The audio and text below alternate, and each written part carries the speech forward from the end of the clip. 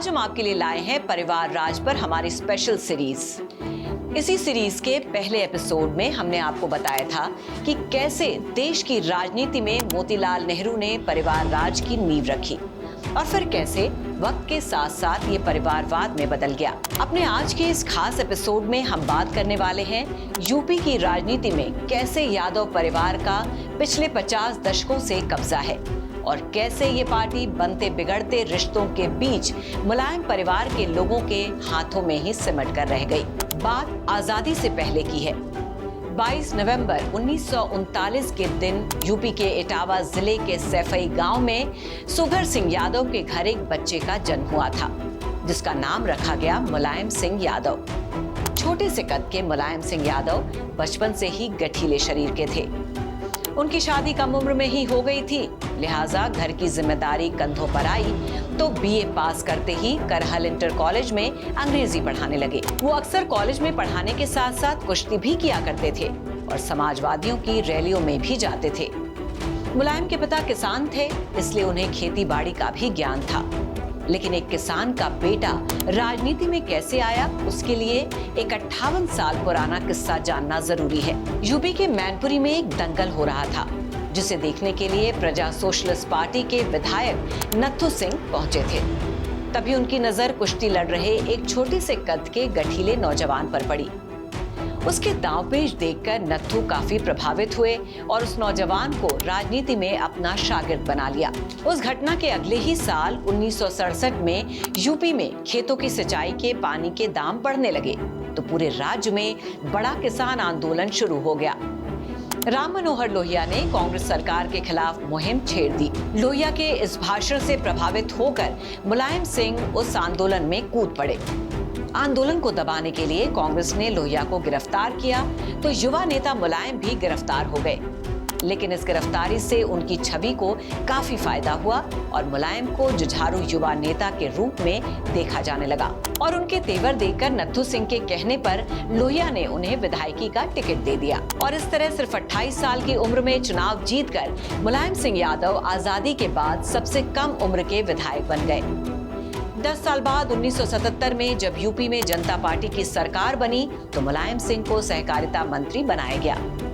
मुलायम सिंह को लगता था कि यही वो विभाग है जिससे नौकरशाहों की लाल फीताशाही जनता के हाथ में चली जाएगी। मुलायम सिंह पहले से ही इटावा सहकारिता बैंक से जुड़े थे, तो मंत्री बनने के बाद उन्होंने अपने भाई शिवपाल यादव को सहकारिता आंदोलन से जोड़ दिया और इस तरह यूपी की राजनीति में यादव परिवार की ओर से परिवारवाद की पहली ईंट रखी गई। मुलायम ने सहकारिता मंत्री बनते ही विभाग में कई बड़े बदलाव किए। शिवपाल यादव को इटावा जिला सहकारिता बैंक का अध्यक्ष बनाया और फिर पूरे देश के सहकारिता बैंक पर अपना कंट्रोल कर लिया। आज के समय में भी शिवपाल यादव का परिवार सहकारी बैंकों से जुड़ा हुआ है। 1977 में सभी विपक्षी दलों ने मिलकर इंदिरा गांधी के खिलाफ जनता पार्टी बनाई तो मुलायम बड़े नेता के तौर पर उभरे। राजनीति में लगातार उनका कद बढ़ता जा रहा था। कहा जाता है कि मुलायम सिंह की नेतृत्व क्षमता को सबसे पहले किसान नेता चौधरी चरण सिंह ने पहचाना था, क्योंकि उस वक्त मुलायम हर मंच से खुद को चौधरी चरण सिंह का वारिस बताते थे, जबकि चौधरी साहब के बेटे अजीत सिंह को उनका कानूनी वारिस कहा जाता था। हालांकि इस बारे में समाजवादी पार्टी नेता बेनी प्रसाद वर्मा का वक्तव्य कुछ और ही था। एक इंटरव्यू में उन्होंने बताया था कि 1979 में राम नरेश यादव के सीएम पद से हटाए जाने के बाद मैंने चरण सिंह से मुलायम को सीएम बनाने की सिफारिश की थी, लेकिन वो मेरी बात सुनकर हंसने लगे और बोले, इतने छोटे कद के आदमी को कौन अपना नेता मानेगा। तब मैंने कहा था, नेपोलियन और लाल बहादुर शास्त्री भी तो छोटे कद के थे, जब वो नेता बन सकते हैं तो मुलायम क्यों नहीं। उस वक्त चरण सिंह ने मेरी बात नहीं मानी, लेकिन 1980 में जब मुलायम सिंह इटावा से चुनाव हारे तो चौधरी चरण सिंह ने खुद उन्हें विधान परिषद का सदस्य बनाया था। तो उसी साल मुलायम सिंह लोक दल के अध्यक्ष बने।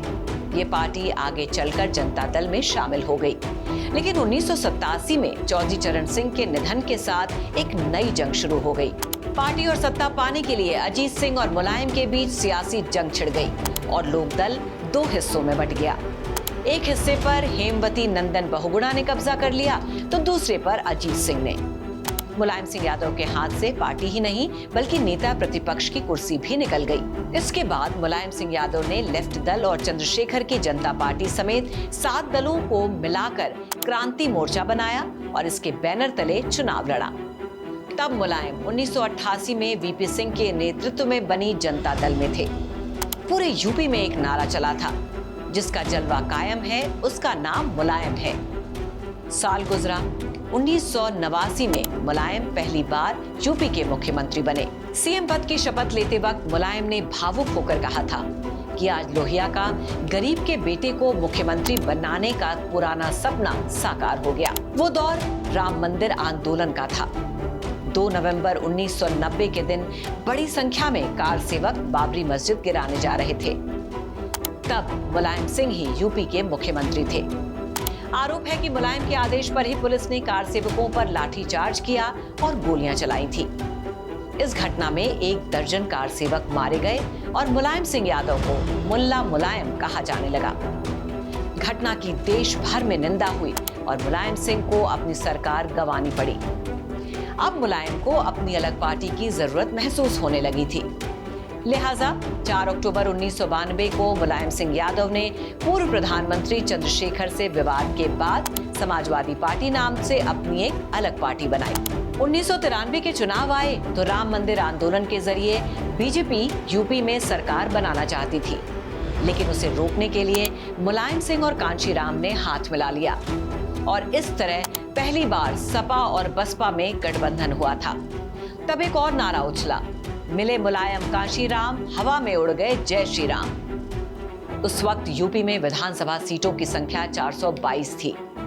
चुनाव में सपा को 109 और बसपा को 67 सीटें मिली थीं। लेफ्ट और कांग्रेस को साथ लेकर गठबंधन की सरकार बनी। मुलायम सिंह यादव इस सरकार में भी मुख्यमंत्री बने। उसी वक्त का एक किस्सा बताते हुए यूपी में मुख्य सचिव रहे TSR सुब्रमण्यम अपनी किताब जर्नीज थ्रू बाबूडम एंड नेतालैंड में लिखते हैं, सीएम रहते हुए मुलायम सिंह को एक बार कांशीराम से मिलने के लिए 4 घंटे तक इंतजार करना पड़ा था। मुलायम के पूछने पर स्टाफ ने बताया था कि साहब दाढ़ी बना रहे हैं, इसके बाद स्नान करके मिलेंगे। तो इस घटना के बाद से बसपा और सपा के रिश्तों में खटास पड़ने लगी। 2 जून 1995 को बसपा ने अपना समर्थन वापस ले लिया और मुलायम सिंह की सरकार गिर गई, जो सपा समर्थकों को नागवार गुजरी। इसका बदला लेने के लिए सपा के कुछ विधायक, नेता और कार्यकर्ताओं ने लखनऊ के एक गेस्ट हाउस में मायावती पर हमला कर दिया। मायावती उस वक्त गेस्ट हाउस के कमरे में अपने विधायकों के साथ बैठक कर रही थी। शाम होने तक सपा नेताओं ने गेस्ट हाउस पर अपना कब्जा जमा लिया।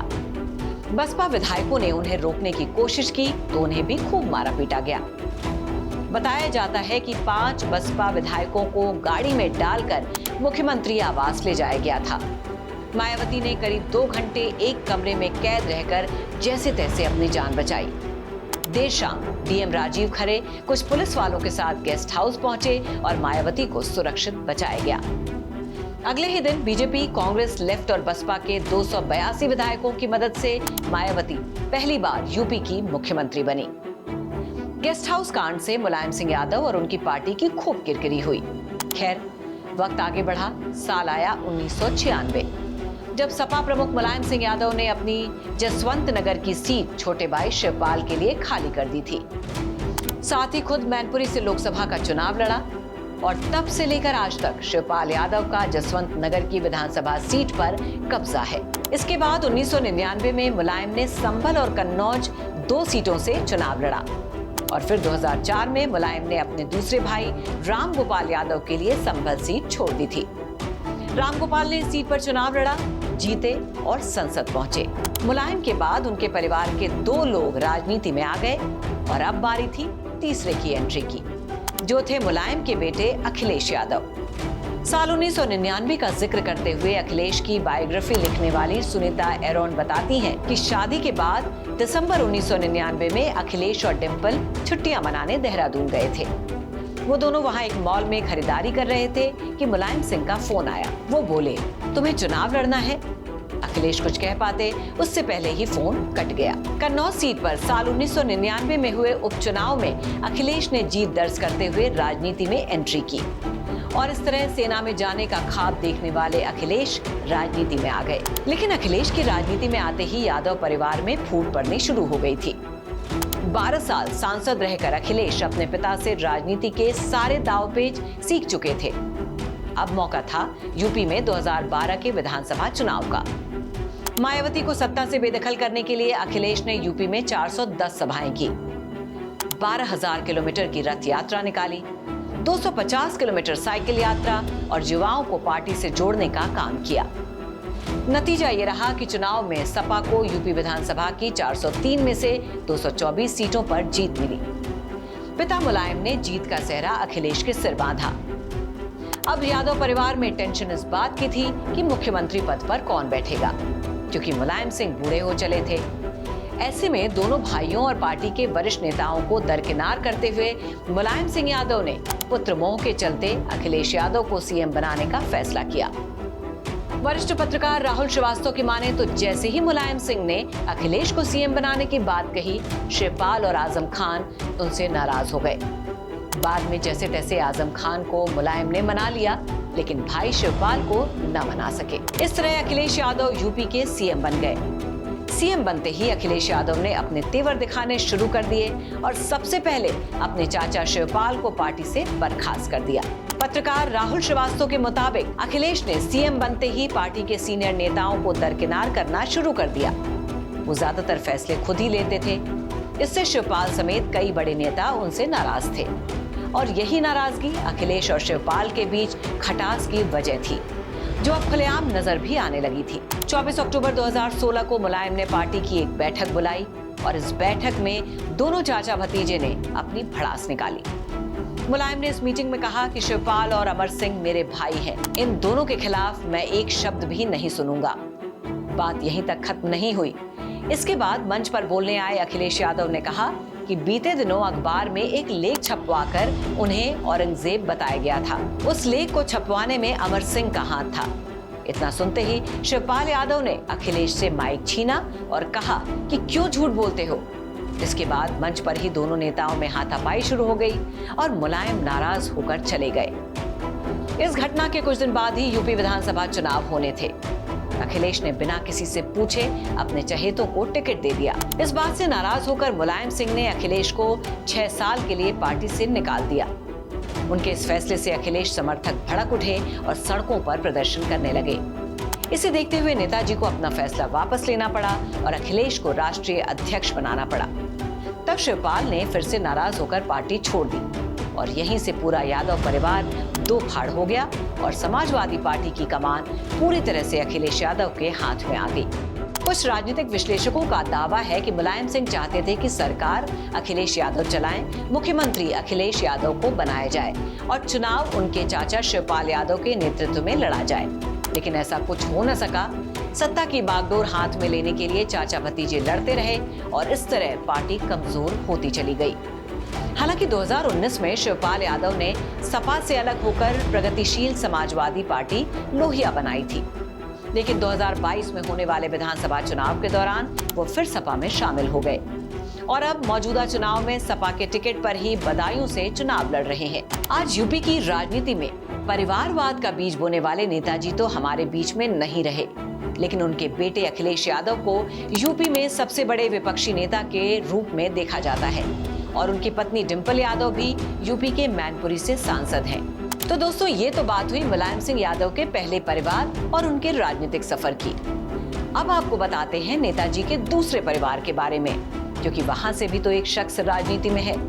लेकिन उसके बारे में जानने के लिए हमें एक बार फिर बैकग्राउंड में जाना होगा, क्योंकि इस किस्से की शुरुआत 1982 में हुई थी। यूपी के औरैया जिले के बिधुना निवासी कमलापति की 23 साल की बेटी साधना गुप्ता नर्सिंग की ट्रेनिंग कर रही थी। साधना की दिलचस्पी राजनीति में थी, इसके लिए वो अक्सर राजनीतिक कार्यक्रमों में शामिल हुआ करती थी।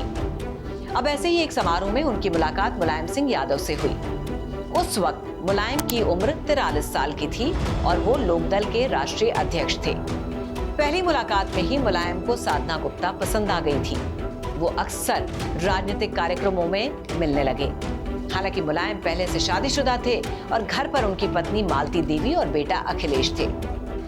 अब कहते हैं ना, प्यार अंधा होता है।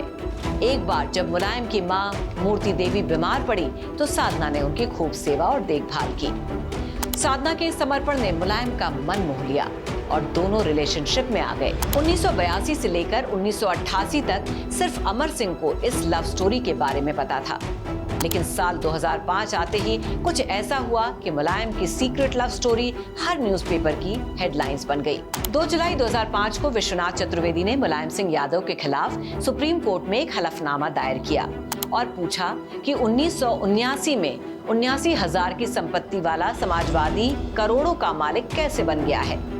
सुप्रीम कोर्ट ने सीबीआई से जांच कराई तो एक विस्फोटक खुलासा हुआ।